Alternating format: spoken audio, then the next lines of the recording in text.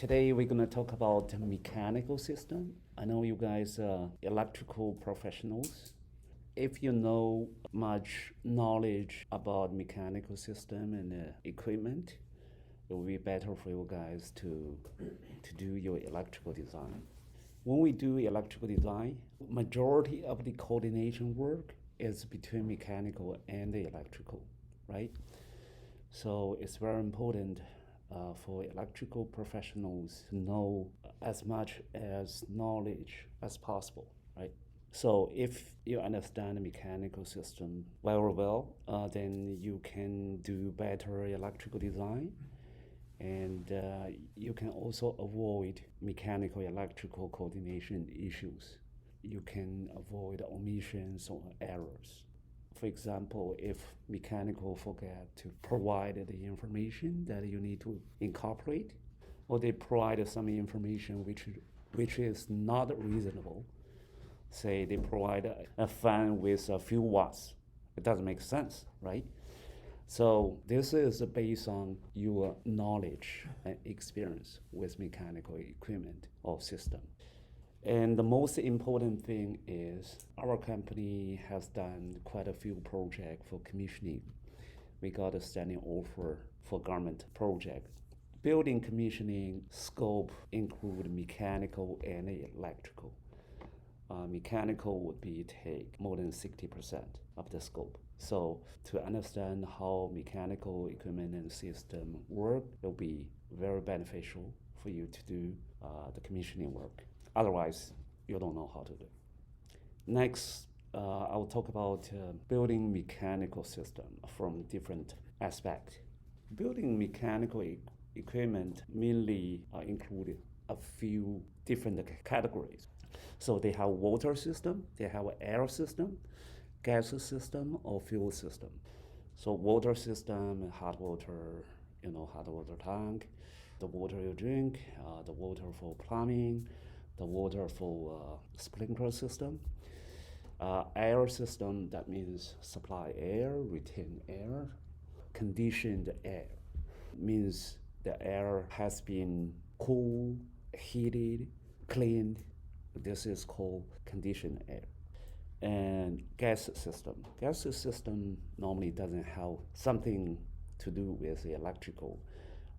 Sometimes we use a gas heater, gas boiler, so we need to know that. Fuel, we use diesel generator, right? So for a large project that require emergency power by a generator, the generator can be gas type, diesel type, or biofuel. So we need to know that.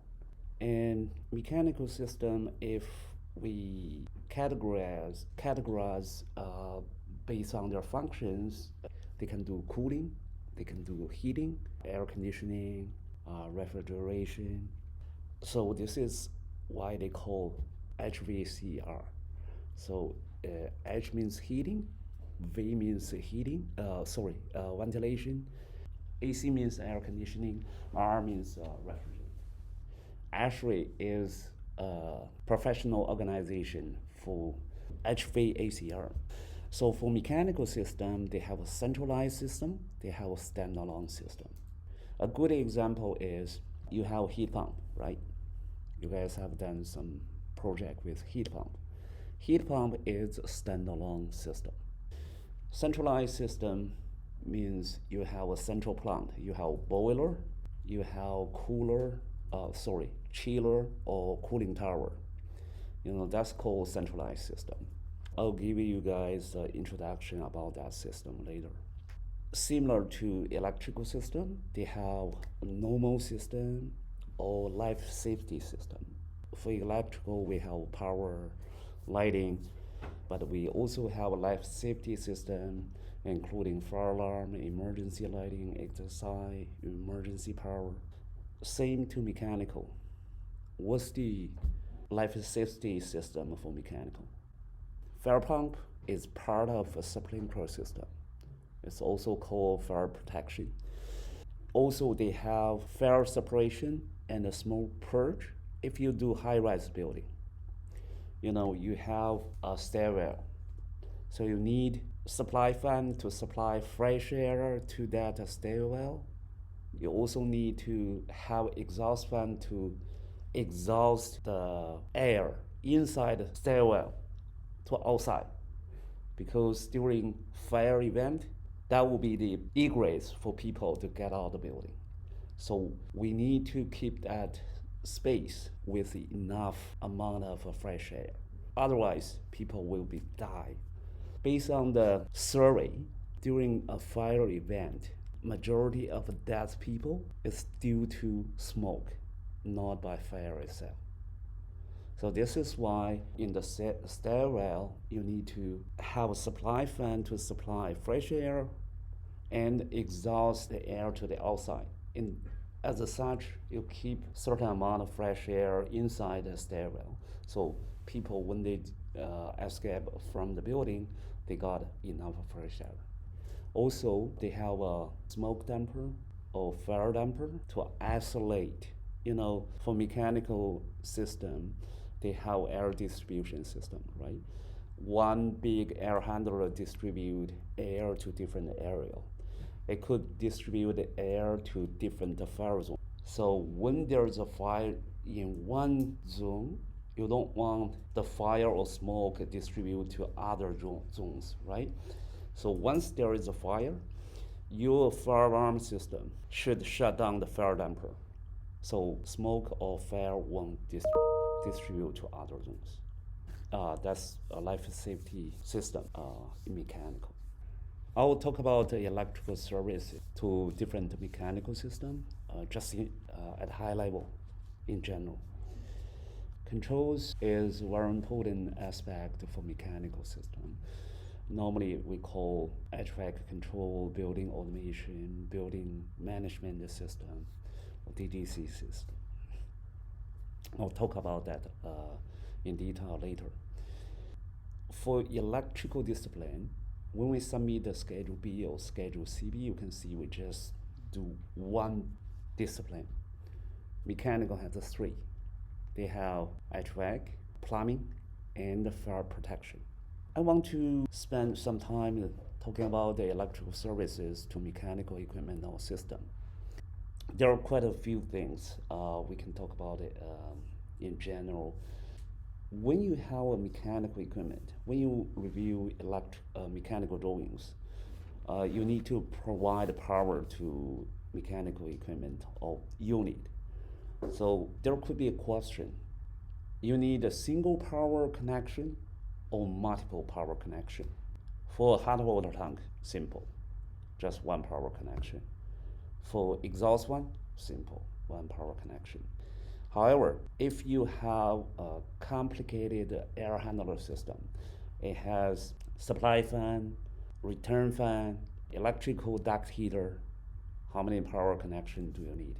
How many power feeds do you need to provide?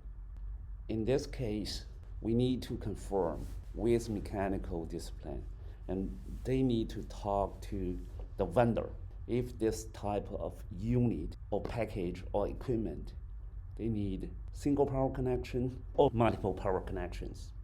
I used to work for a HVAC manufacturer for a couple months as a chief electrical and control engineer. It's more complicated. They have quite a few motors, VFDs. If they consolidate everything in one control panel, you just need one power connection. And this power connection requirement will be provided by vendor. I need MOC blah blah, MOP blah blah. So you just do that based on the vendor information. For single motor or single load, it's very simple. You just do that one power connection based on the technical spec. But for a package or unit, they put a lot of things all together. If they need one power connection, then we need to size our conductor based on MCA and the protection device based on MOP. MCA means minimum current ampacity. MOP means maximum overcurrent protection rating. For mechanical equipment, they have, especially for motor load, there are many ways to control, start the load. Okay, motor load is very special. So there are many different motor starter. This is based on our current protection, our load protection, and the motor horsepower rating. So you choose a different one. Okay, here I present a few. Motor starter, MCC, VFDs, soft starter, voltage reduced starting, or closed line starting. For which case we choose which motor starting means is as per electrical. As electrical engineer, we need to coordinate with mechanical to choose this. Right now, we don't have a big motor. We even don't have a project that need a fire pump. So for big motor, when I talk about a big motor, it's like over 20 horsepower or 10 horsepower, you know. If for a project you have a lot of motor loads, then we'll use MCC, Motor Control Center. Why do we use Motor Control Center? So motor starter is a single one. Motor Control Center is a combination of different motor starter in one place, right? So motor starter has a few functions. First one, overload. Based on electrical code, if a motor is over half horsepower, it need overload protection. Second, overcurrent. You need either a breaker or fusible disconnect to do overcurrent protection. And thirdly, it offer you a remote control function. So it allow you to use a controller to control the motor start or stop. We have HOA, right? Hand off auto. VFD, motor starter normally is called closed line starting. That means a direct start. You switch on the power, the motor starts directly. This is okay with a small size motor. If you start the motor directly, if the motor is over 50 horsepower, there is inrush current. The voltage will be dropped. In order to avoid this issue, there is a VFD or soft starter. So if you use a VFD or soft starter, the inrush current can be lower and the voltage drop can be mitigated. So this is why we use VFD or soft starter. Voltage reduced starting. This is the traditional way to start the motor. After VFD emerged, we seldom use voltage reduced starting means because it comes with, there are three ways. That's why auto transformer, they come with very big cabinet, a lot of components inside. It takes space. I didn't see that. I used that when I worked in China 30 years ago, but nowadays I never use it here in Canada or in the United States. The other thing is we didn't pay attention to that. For HVAC equipment, based on electrical code, we should use HVACR rating breaker to protect HVAC equipment. We didn't do that. There are two reasons. One, we didn't pay attention to that. Two, if even we use a regular breaker, it doesn't play an impact on the HVAC equipment operation. But theoretically, it should follow that. The other thing for electrical service for mechanical system is when we use emergency power, when we use normal power. For the project we hardly do, we don't need emergency power for mechanical system because we don't have a fire pumps, we don't have fire suppression and smoking purge equipment, so we don't need it. However, if we have a fire pump for the project, it's a high-rise building, for sure we need to power those life safety mechanical equipment with emergency power. For some special project like laboratory, I did a lot of laboratory projects. Laboratory project has 4 levels. Level 4 is more serious. You know, for SARS or COVID-19, for those type of laboratory, it will be called level 4. So you don't want this virus distribute in the air. So for this type of project, you need to keep the air pressure positive outside, negative inside. So air won't distribute outside, right? And you need to have a complicated air distribution system or exhaust system to keep that pressure. So in that case, you need emergency power for those equipment. If something happened, COVID-19 or SARS, virus will distribute. So this is electrical services. Controls. Controls is very important for mechanical system. They have different control system, standalone or centralized. Standalone will be controlled by self-contained controller or by a local thermostat. Centralized means they have a DDC control system, building automation control system, right? So currently we don't have any centralized control system in our project. For the controls, there are different control system, pneumatic, electronic. So pneumatic, they use compressed air, control air. Electronic, like just digital controller, right? Why we use pneumatic? Why we don't use electronic or electric? Sometimes we use pneumatic. Pneumatic is a fast response, very fast. Say during industry controls, you need to open or close the valve right away, right? You cannot use the electronic or electrical control. If you use the electrical control valve, it takes 2 minutes to fully close a valve. But if you use pneumatic, boom, maybe a couple seconds at that. And pneumatic has more power. It can close or open a big valve, like in oil and gas industry, they're gonna use pneumatic. There are quite a few terminology, DDC, direct digital controls, BAS, building automation system. This should be BMS, building management system. FMCS is called facility monitoring and control system. SCADA and DCS, they are for industrial. So normally we don't use those terminology in building industry. Control system communication protocol. The most popular is BACnet, created by Ashley. Longworks was popular 20 years ago. I used that system when I work on Motorola project. Modbus, mostly for industrial, but sometimes they use for building industry as well. When you do control system, you need to know how the system will work. Who starts first, who starts second.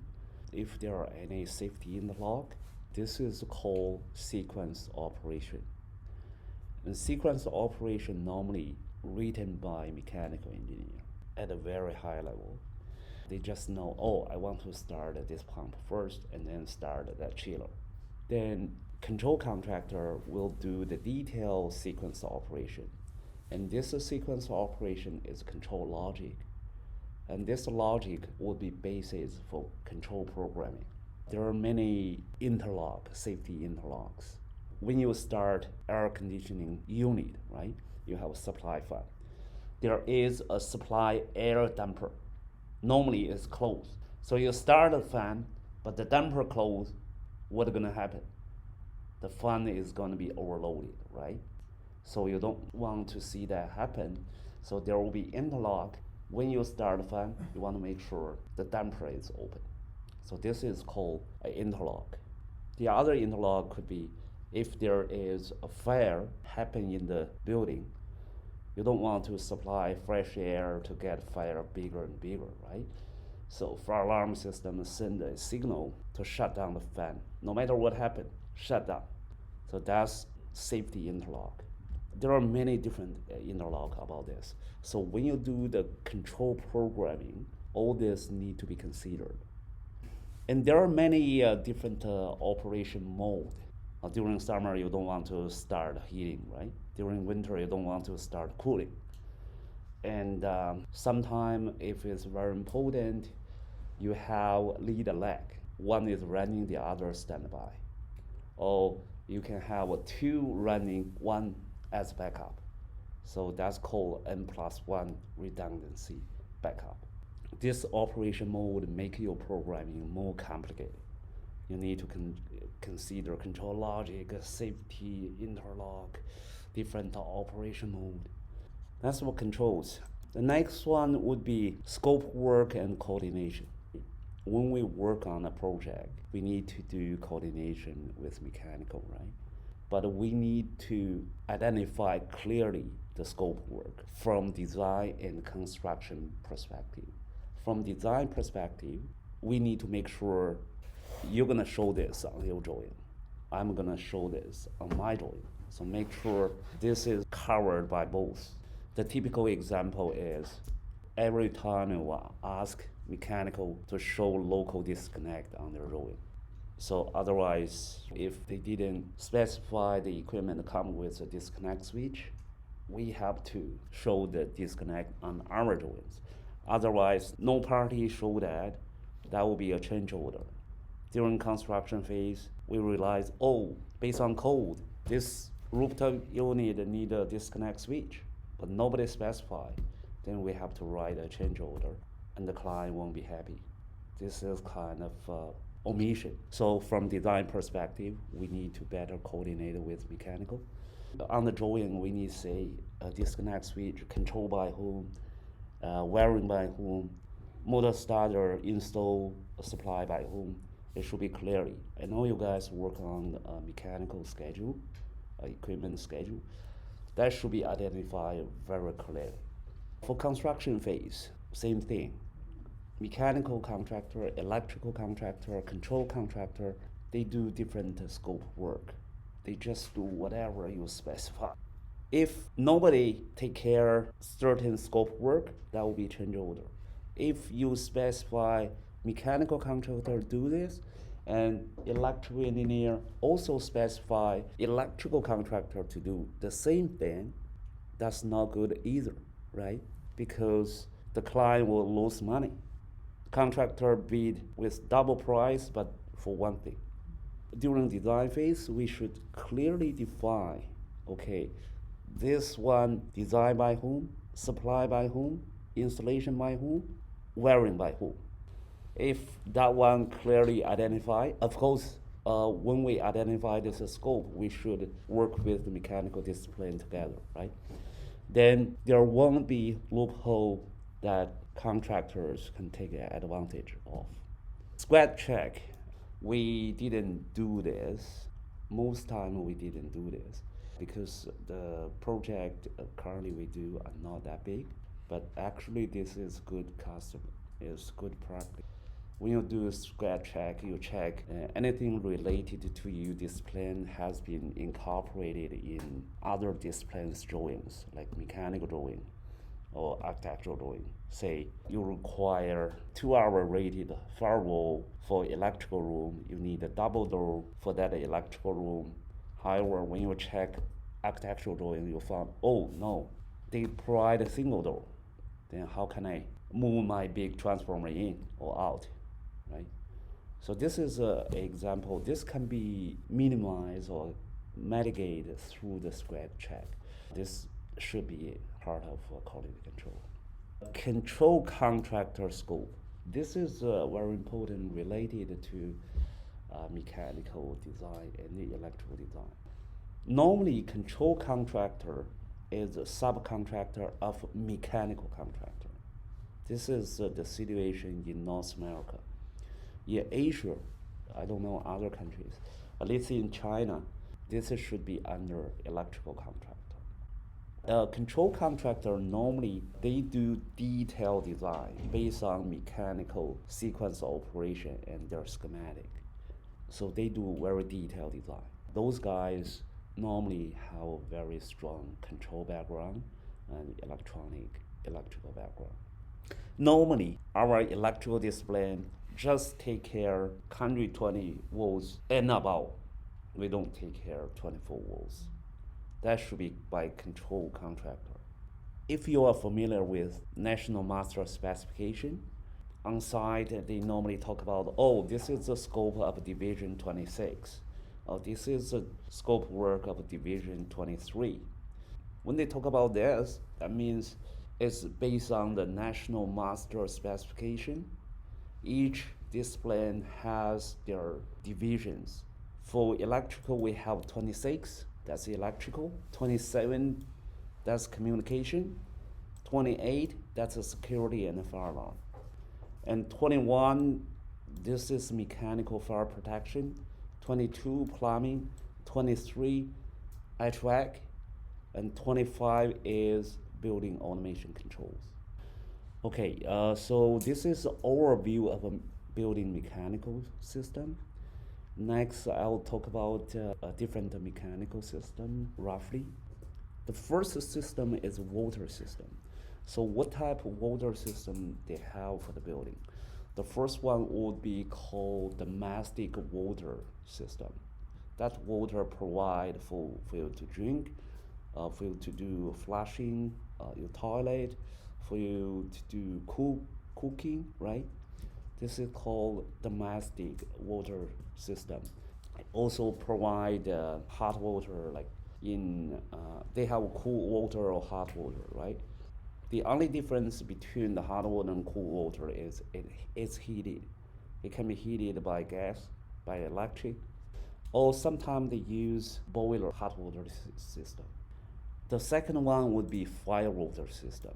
This is like a sprinkler, right? It's a different. So when there is a fire, sprinkler system activated, the water coming down. For fire water system, the things related to electrical would be fire pump. How fire pump work? When there is a flow switch activated, that means you have sprinkler burned, water coming down, and you have a flow switch activated, then the fire pump will start to provide enough water pressure. What jockey pumps do? Jockey pumps normally keep the water pressure in the sprinkler pipe system. Say you need to keep 15 psi, right? But in the pipe system, there could be some leakage, and the jockey pump will kick off if there are some minor pressure change in the water in the pipe system. So fire pump, jockey pump, we need emergency power, flow switch, pressure switch, control of temper switch. They need to be connected to the fire alarm system. We have done some about this. This is required in some residential building, right? Apartment.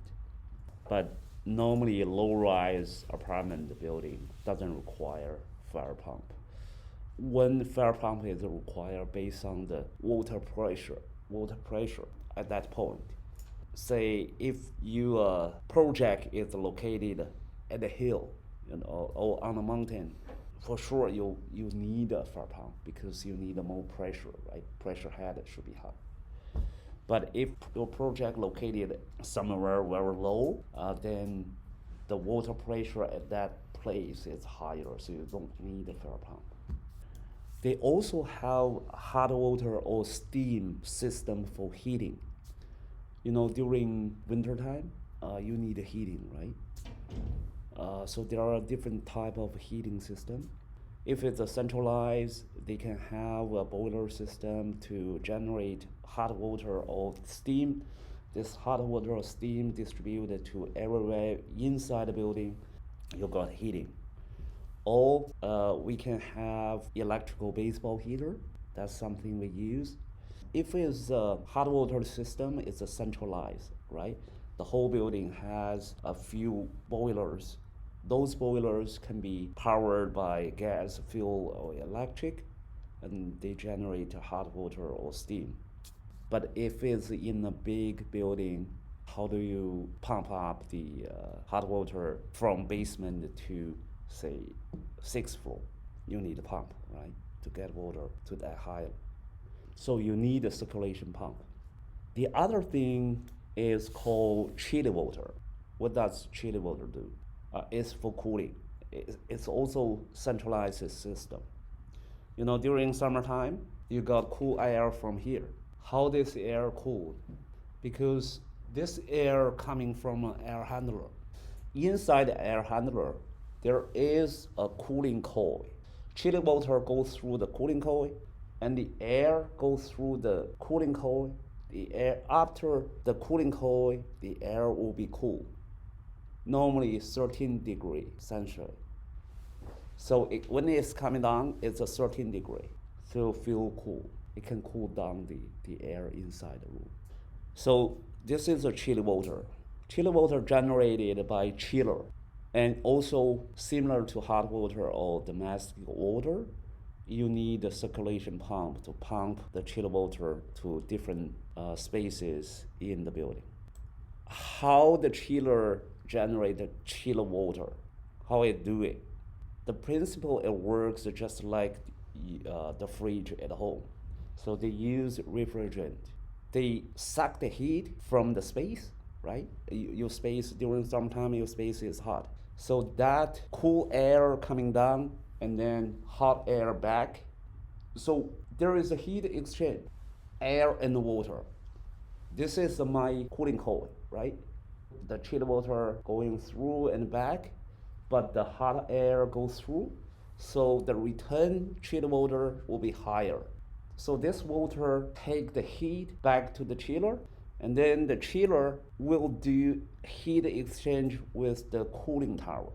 So the cooling tower and the chiller, they do heat exchange.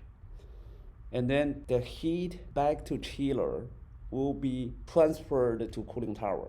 And cooling tower distribute the heat outside. That's how it works. So the water loop for cooling tower is called condensing water system. You have a cooling tower.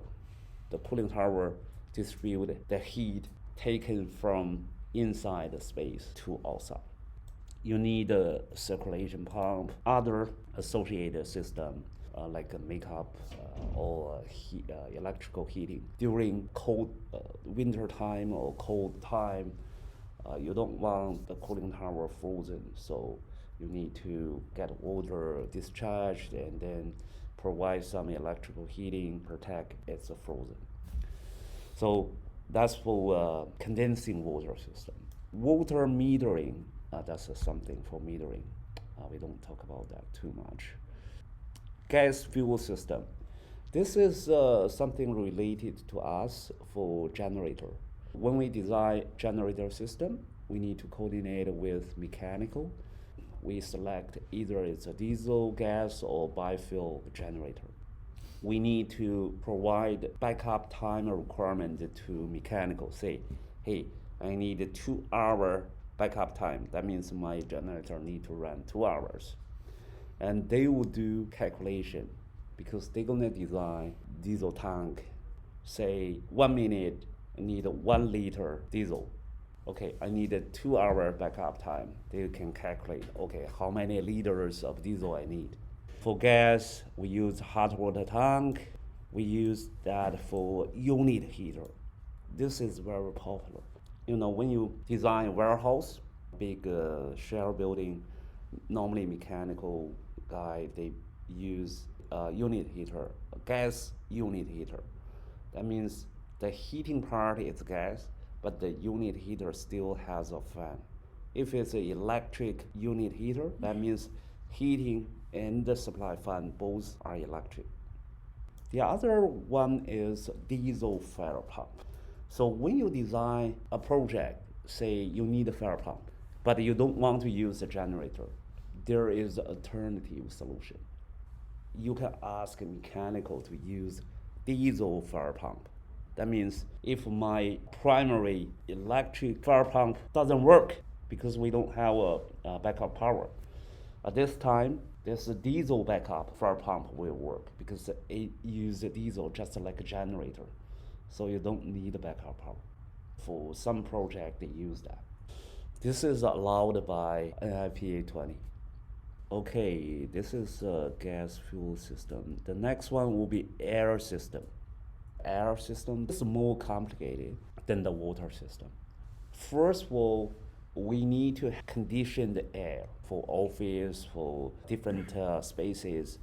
I did a clean room for Motorola in Tianjin, China. It has very stringent environmental requirement. Plus minus 0.5 Fahrenheit and plus minus 2% humidity.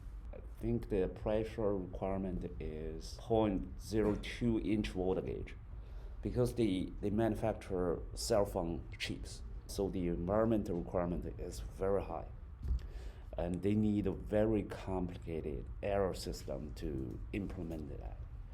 So basically, HVAC system need to control a few parameters: temperature, humidity, pressure, fresh air ratio. That's important.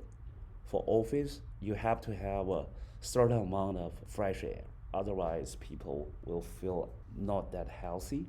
Actually has such a requirement. Each person need 150 CFM fresh air. There are also other requirements. So mechanical engineer know how to use that.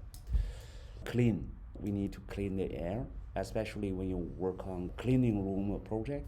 Two typical projects would be semiconductor industry, pharmaceutical industry. They need very clean air. So how they do that? They normally do 3, even 4 level air cleaning process to clean the particles. They have a centralized and a standalone. Centralized, just like what I talk about. You have chiller, you have boiler. Chiller provide a chill water system to air handler, and then air handler distribute cool air to space. Hot water by boiler during wintertime, your air heated and come down to your space. Standalone, normally they don't use water system, they use a refrigerant, just like the fridge. So we do this type of project. Rooftop unit is a standalone system. They don't use water system, they use refrigerant. Here we have different terminology. MAU means make up air unit. So what they do, they just 100% auto air, fresh air.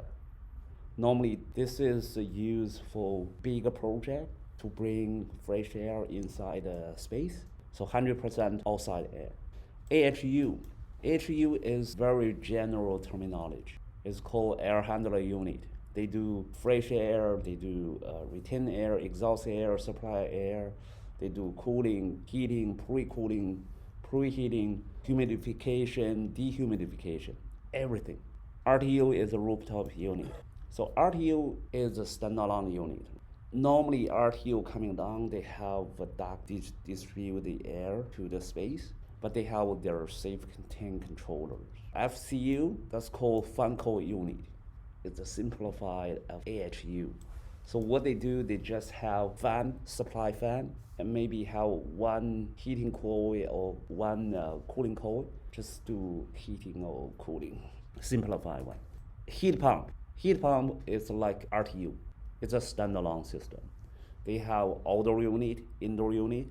Indoor unit, normally they call fan coil unit as well. Outdoor unit, they call condenser unit. Indoor unit also called evaporator. Indoor unit suck the air, the heat, and exhaust outside. That's during summertime when you do cooling. During wintertime, it do vice versa. VAV box is called variable air volume system. So we don't have this. This is very typical when you work on a school, big office building. It controls the room with thermostat. Each zone or each area has a thermostat work with each individual VAV box to adjust the temperature or humidity in that area. Exhaust fan. Exhaust fan has 2 functions. The first is exhaust the air. The second is for cooling. For small electrical room, we normally have exhaust fan. When you suck the air outside, the hot air to outside, you do cooling in your electrical room. It can be controlled by a local switch or by a thermostat. Unit heater, we talk about that. Baseball heater, we talk about that. HRV, that's heat recovery unit or ventilation, is kind of energy saving unit. So how they work? Say it get air coming in and then air going out. During winter time, the outer air is cool and the indoor air is hot. So when they go this way, there is heat transfer. So the incoming outer air will be preheated by the exhaust air. This is how it works. It's for energy saving. So you have diffuser, you have a griller like that. For heating source, you have hot water, steam. You can have a gas fry heating. For RTU, you use electrical duct heater. You use gas fire heater. We use electrical gas. Refrigerant, like for heat pump, it does both cooling and heating. Cooling source, during summertime when you do cooling, you use chilled water. A glycol is kind of a chilly water medium. A glycol can do better than water. So sometimes they use glycol. Refrigerant and ventilation, just like what I talk about, the exhaust fan. They also do humidification, the humidifier. During winter time, you feel, oh, the air is so dry. So you put the humidifier inside the air handler. Normally they just spray steam. So you got some water inside the air to increase the humidity. Dehumidification. During summertime, you have, especially during rain day, you have high humidity in the air. So you want to lower that. Then you do dehumidification. You can heat the air and then cool down. Then the water coming down. Water can be extracted. Then the air supply to the space will be with low humidity. Pressure control is another thing, especially for a clean room project or pharmaceutical. You want to, or lab, you want to keep negative or positive, right? So how do you do that? You use the pressure control. If the air blow inside, the virus won't go outside, right? For cleaning, they use HEPA filter to do that. When you go to Home Depot, you buy filter for your furnace at home. You have a filter, right? This filter has a different rating. For very good filter, it can fill the small particles, so you have a clean air. Energy saving, I talk about that. For life safety equipment, we talk about that already. You want to have a supply, fresh air in and smoke, exhaust air out. You need to control the damper, control the fan. You need to shut down air handler during the fire. And we need to install duct smoke detector. We need to use emergency power to feed those life safety mechanical equipment. So we do a lot of a restaurant project. If a kitchen hood has a fire suppression system, we need to tie that to our fire alarm system. The other thing I want to mention here is, for hazardous project classification, normally we need a mechanical to have more air change rate, say 1 hour 6 times, 1 hour 12 times, then you can lower your classification level. This is something we need to coordinate with mechanical. Safety interlocks, I already talked about that. Damper opening, fan starting, or pressure, low fill level, freezing stop, overheated shutdown, blah blah. So that's for air system. Next one, I want to talk about central plant. Central plant, normally we refer to boiler system and the chiller system. So for boiler system, normally they have safe contained control system. Boiler is very important because it's high pressure, it's very dangerous. So boiler system design need to comply with certain safety code and standard. And they normally have their own control system. Chiller also has their own control system. So building automation system normally interface with boiler control system and chiller control system. They provide some monitoring parameter for us to monitor. We can send the command start stop, and then they will do internally. Cooling tower. Cooling tower and chiller, they are one integrated system. So which one should start first, which one should start second? When you shut down the system, which one should shut down first, which one should shut down last? This is something when you do commissioning, you should know that. Also, we need to make sure that during cooling season, the heating won't work. During heat season, the cooling won't work. This can be implemented by programming. That's what I want to talk about the mechanical system. I have a few YouTube video. This is the video talking about how electrical coordinate with other consultant vendors or AHJs, ALC in Chinese, but it's very helpful. The other one is building automation system. Talk about how building automation system work. If you want to know how to control mechanical system, this is a book called Control System for Heating, Ventilation, and Air Conditioning. When I studied for my second master degree, this is the textbook for one of my courses.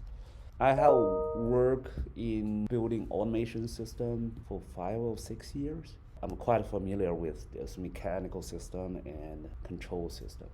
Next, I want to show you something. So this is the project we did for CRA in Regina. It's a CRA DDC replacement. This is a shop drawing submitted by control contractor. This is a graphic, so control contractor need to do this. In those graphic, you have different parameters to monitoring, or you can send a command to the system, start and stop the equipment, or change the set point. You can see here. So this is a complicated air handler. This is the supply. So this is the supply fan, and they have dual duct. This is heating duct. This is cooling duct. So heating and cooling are provided by hot water or chill water. Here is from boiler. Here is from chiller. And this is coil. So the water come in, come out, and the air go this way. You can do heat exchange. This is a supply fan to draw the air through. And this is auto air. So you can have auto air, fresh air coming in to mix with here and then supply to the space. They have two auto air. They try to do energy saving. This is energy saving. There is a wheel, heating wheel. So it can do heat exchange between exhaust air. This is exhaust air from inside to outside. This is fresh air from outside inside. So the wheel rotate in between. They can do heat exchange. And this is a retain air from the space. So retain air, exhaust air, auto air, and supply air. Retain air plus auto air minus exhaust air equal to supply air. So here you have a valve, right? You have a valve to control the flow rate to the heating coil or cooling coil. Then you can adjust the air, adjust the supply air temperature over here. So you can do that based on the load in the space. So this is the fan coil unit. You can see it's very simple. Just the fan coil unit. This is a fan. This is coil. This is for heating only. Here is the sensor or thermostat, room sensor or thermostat. It controls the valve opening here to control the supply air temperature. This is the boiler system. So they have 3 boilers, normally 2 boilers working and 1 boiler standby. They have boiler supply, they have boiler return. This hot water system also provides heating to unit heater, to radiation, that means just like a baseball heater. To penthouse, this is to the air handler heating coil. This is the chill water system. Here is the chiller. This is the chill water supply to the building, to air handler. And this is the return. Supply, return, and the heat will be here. And this heat will be coming out, distributed to outdoor through this cooling tower. And you have the circulation pump here, This is cooling tower. And they have some chemical makeup or whatever. This is not something we are interested. So this is how it works. This is we call VV box. So when you they have cool air and hot air over here. This is a damper. So you adjust the damper opening to regulate the airflow rate, and you have the room sensor here to regulate the both damper opening. Right? You have temperature Here is exhaust fan, very easy, exhaust air to outside. This is the drawings we generated for that project. The system architectural diagram, controller, computer, how they connected. This is a layout to show the equipment location. The table show detailed information. This is a sequence operation. You can see it tells the control contractor how they're gonna work. And this is a schematic with different control point. So this is a schematic. We already see the graphic for this. This is an engineering drawing, but the end user, they want to use graphic like that. Fan coil unit, control sequence. This is for chiller water system, the chiller, cooling tower, circulation pump, supply, return, sequence operation. This is boiler system. This is a domestic hot water system. Unit heater, fan coil unit, exhaust fan, control point list. Normally for single motor equipment, they don't have anything. So you have to use a motor starter. Normally for single motor, just pump or just fan, they don't have any. For some pump, they have a control package with it because they have the level switch, water level switch, start and stop the pump. And sometimes they have two pumps, lead and lag, so they have a control package with the unit. It really depends. Some pumps normally come with it as a skid or as a package. It should have already. But it might need some field wiring, and this information should be reflected in their shop drawing. Or say, hey, this is a factory wired, this is a field wire. And they can provide that water level switch, or they cannot. So it's really depending on the shop drawing review. But fire pump, it comes with everything. A fire pump controller is kind of regulated, so only 35 manufacturer can provide a fire pump controller. Because the fire pump controller comes with ATS and all the controls. For fire pump, you don't need to specify anything. Even the ATS for fire pump, you don't need to. You just provide it to power. Lighting control should be done by electrical contractor. Say pump or fan, they come with motor, right? But they supply by mechanical, so they are the owner. Elevator has a motor. Architectural is the owner, not us. Yeah, HRV is very small. They just use like that switch.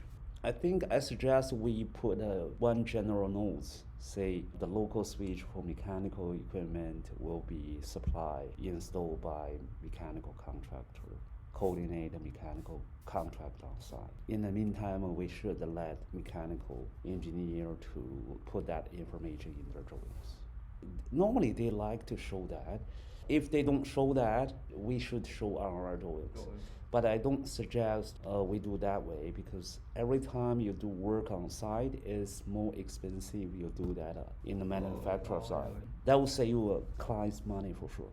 If a manufacturer provide a disconnect switch, they just put the price maybe like $10 more. But if you ask the electrical contractor to do that on site, they will charge, okay, I'll calculate maybe 4 hours and then buy one and put a 30% margin on that. So it will be like at least double price, at least maybe triple. It's very expensive. If you work in oil and gas industry, you will know that. So the client ask everything to do in the shop or do that in shop as much as they do a lot of modular. Why? They just want to reduce the cost. If you do anything on site, the project cost could be triple time. If the exhaust fan is on the roof, you need a switch, that switch only for maintenance. In washroom, you have a switch, right? With the light. That switch for controls. But the switch, you also need a switch on the roof. That switch is for safety. It's different. If you have a thermostat, you don't need a local switch because thermostat is already a local switch. Maybe we can make this clear, say electrical contractor supply, install baseboard heater, and associated thermostat. Unit heater is something just when you go to a site in warehouse, just like this, distribute heating like this. It doesn't have a duct. Space, it just blasts. Yeah. It's a blower. Oh, Yeah. blower. Oh, Yeah. yeah. The duct heater Oh, is it's Inside the more duct. and- Duct heater is inside Yeah, the duct. yeah. Duct heater come with duct and air conditioning unit. So without a fan blow the air, duct heater means nothing. So there is the interlock. If no fan running, duct heater should shut down. Otherwise, it keep heating, it burn the duct. There could be a fire hazard. The heat pump do both heating and cooling. They use refrigerant to do the heat exchange. So during summertime, it suck the heat inside and distribute outside. During heating season, do the other way. So they extract heat from outside and provide heat to inside. But they don't use any water or steam. They use refrigerant, transfer the heat. So you have outdoor unit, indoor unit. Outdoor unit normally called compressor. Indoor unit called fan coil unit. Normally the outdoor unit can have 2 or 3 indoor unit, or can have 1 to 1. Yeah.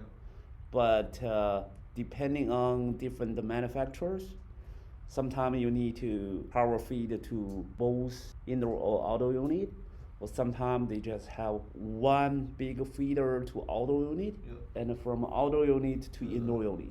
It's depending on the product from which manufacturer. So we need to check the shop floor. And between outdoor unit, indoor unit, there is a control wiring. But that control wiring not done by us, it's by mechanical company. For centralized system, if the project size is not that big, it won't be cost effective to have a chiller, cooling tower, and boiler. And sometimes there is a challenge. You find a place to install your outdoor unit, right? If you use heat pump, indoor unit you can put above the ceiling, but outdoor unit, where can you put it? Yeah. And the building already built, and you cannot put an ugly outdoor unit just in front of a building, right? And there is a strata part. Yeah, the strata doesn't allow you Yeah. to go anywhere. Yeah, Even on the top floor, Yeah. they don't let you put anything on the roof.